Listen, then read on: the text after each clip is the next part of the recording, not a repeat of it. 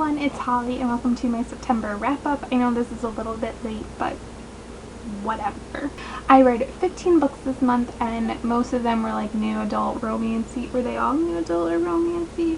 Yes they were. So first I read Asking for It by Lila Pace, which was a reread for me because Begging for It came out at the beginning of the month and I had been wanting to reread that book since I read it the first time, so I figured this was a good excuse to do that.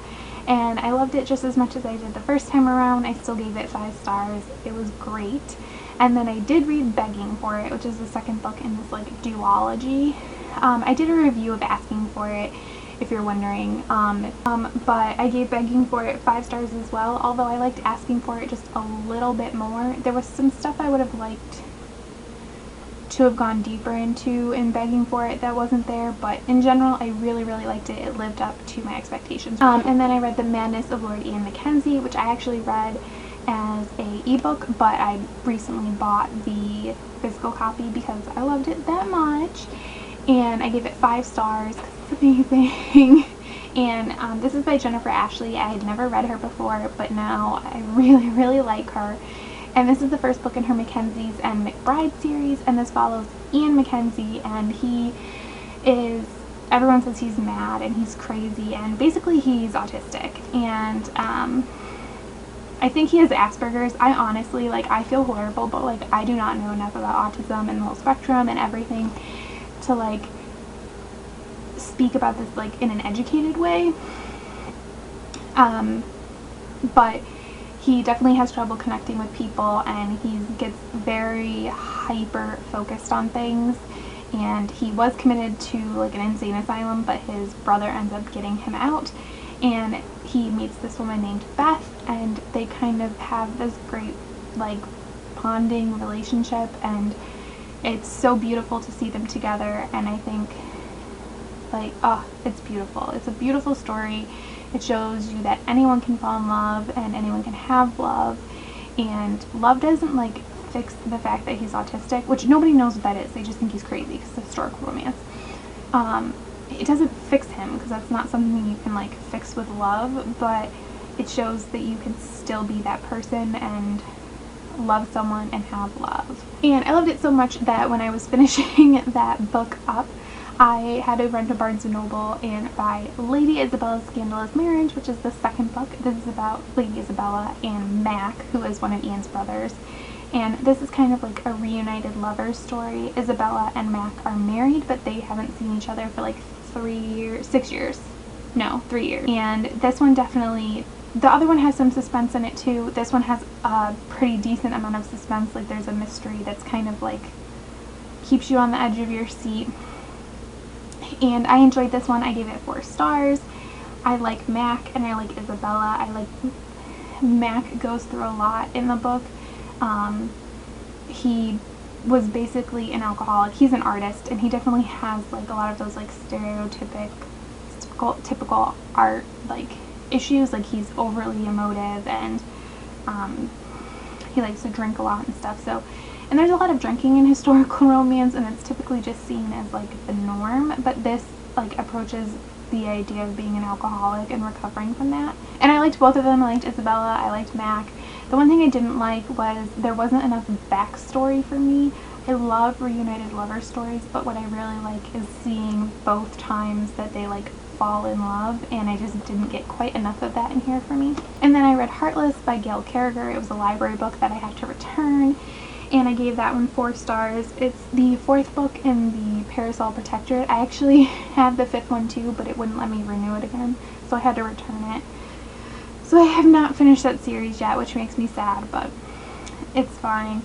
Honestly, I don't remember that much about this now. I remember thinking it was a little slow to start, but I've kind of felt that way about the whole series. But I did enjoy it, and it did make me curious to see what the next book is going to be like. And then I read The Secret of Ella and Micah, which is the first book in this series by Jessica Sorensen. It's my first Jessica Sorensen book. I gave it 3 stars. I was kind of disappointed by this book. So this was when I was really like in my new adult phase. I think there's a lot of potential in this book, and it just wasn't fully realized. I do own the second book. I talked about that in my book haul last month. and I will read it, and I will probably try another series by her, because like I said, I think there's potential with these characters and this plot, but it just was like a little to me. Then I read #Nerd by Cambria something or other. I had heard about this on a podcast that I listened to, and it was compared to like The Ivy Years by Sarina Bowen, and I don't really agree with that assessment. I gave it 3 stars. It's about like a nerdy, awkward girl and a football player, and they end up meeting because she tutors him, and then they fall in love. And for me, it was like, I like a cliche story. I have no issues with cliches, but this one just didn't work for me. She was also clumsy heroine, which, oh my gosh, is a huge pet peeve of mine. And it felt very like, is Mary Sue-ish, where like, is that like the term for when an author like is writing themselves? That's what it felt like to me. And I don't know, like parts of it I liked, like I think it has potential. I know it's part of a larger series that's not a companion series, and I'm kind of like, I want to read another one to see, because you know how like sometimes the first book is not that good, but it gets better like as the author has more time to like spend time with the characters and in the world and everything.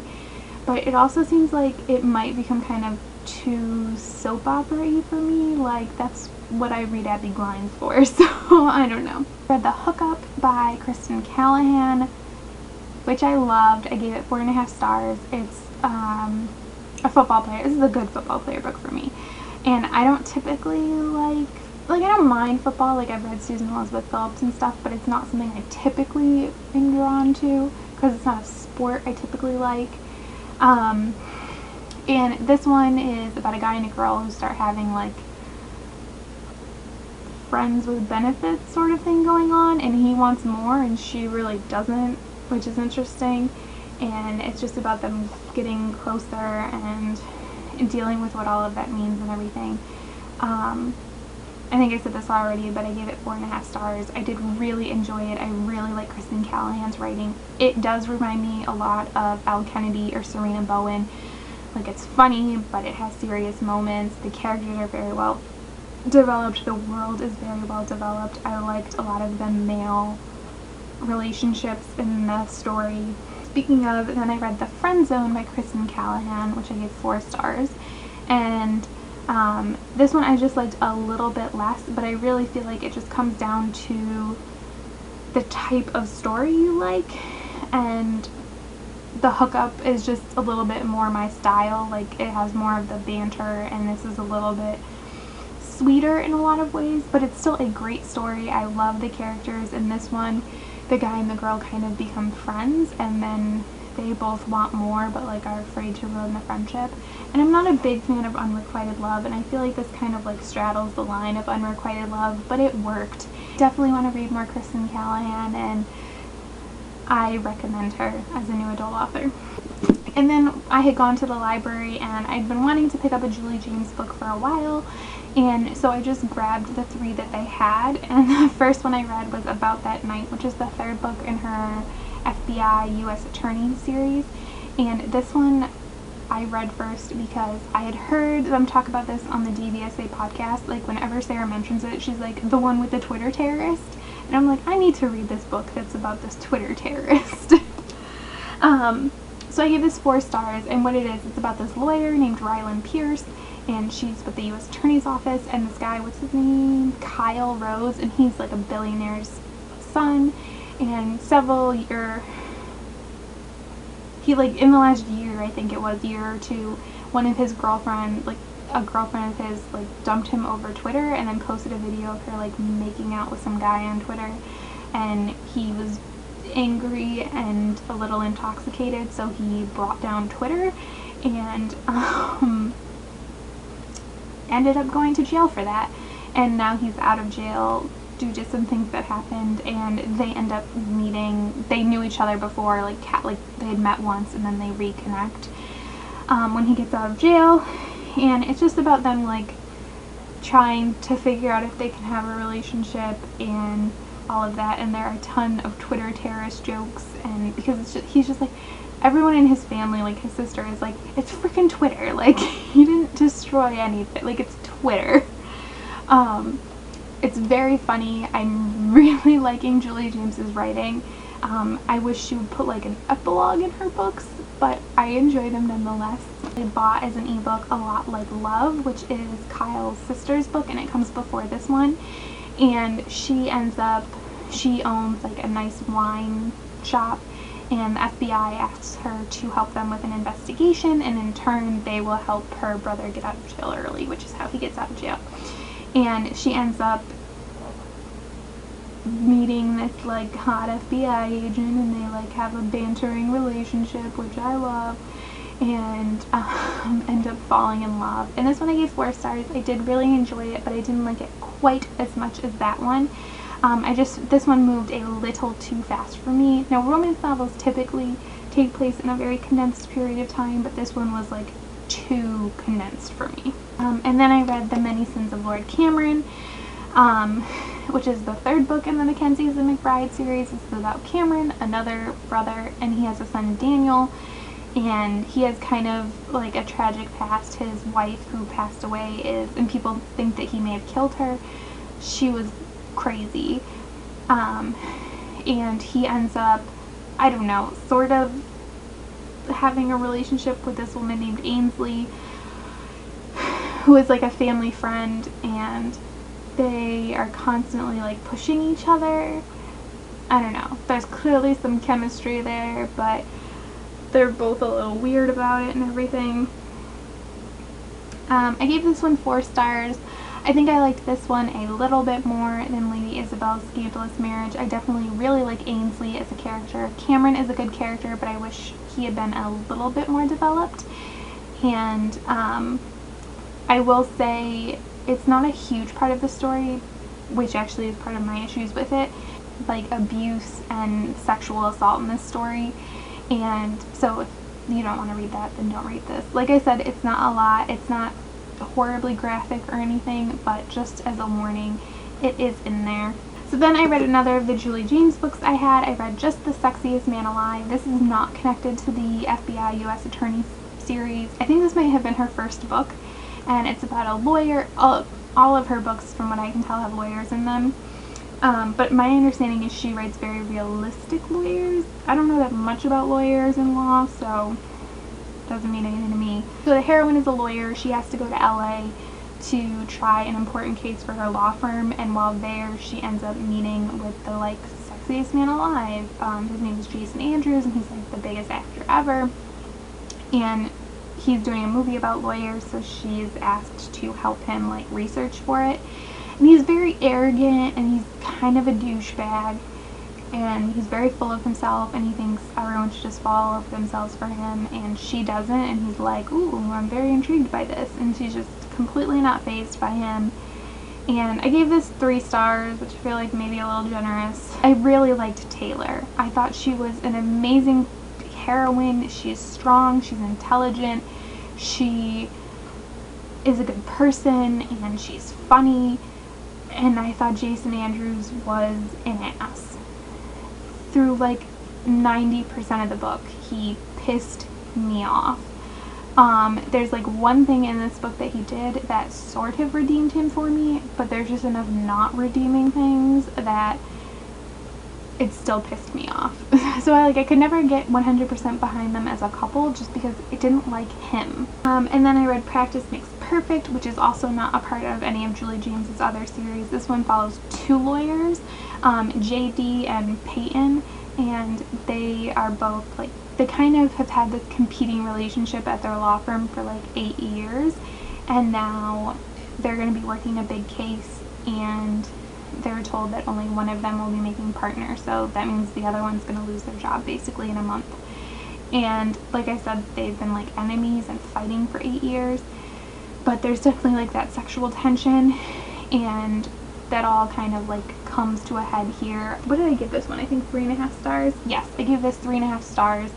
I enjoyed it more than like Just the Sexiest Man Alive, but not quite as much as the FBI U.S. Attorney books.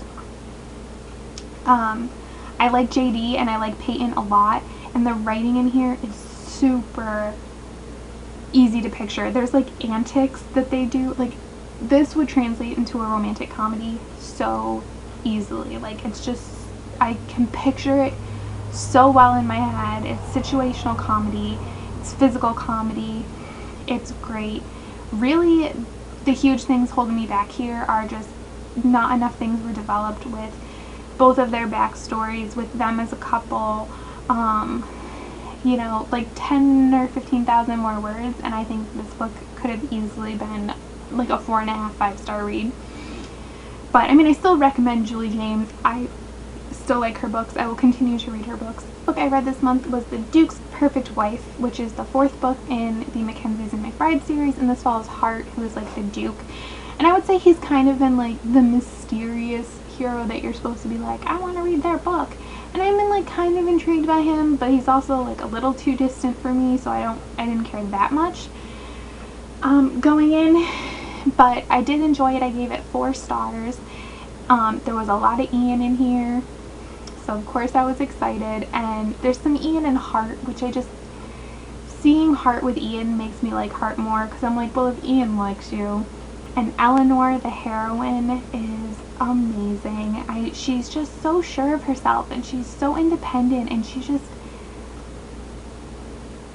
I don't know, like, you see a lot of strong heroines in historicals, but for some reason I feel like there's something about Eleanor that's just a little bit different. She never loses herself or sight of what's important or what matters, and you know, I just really respect her.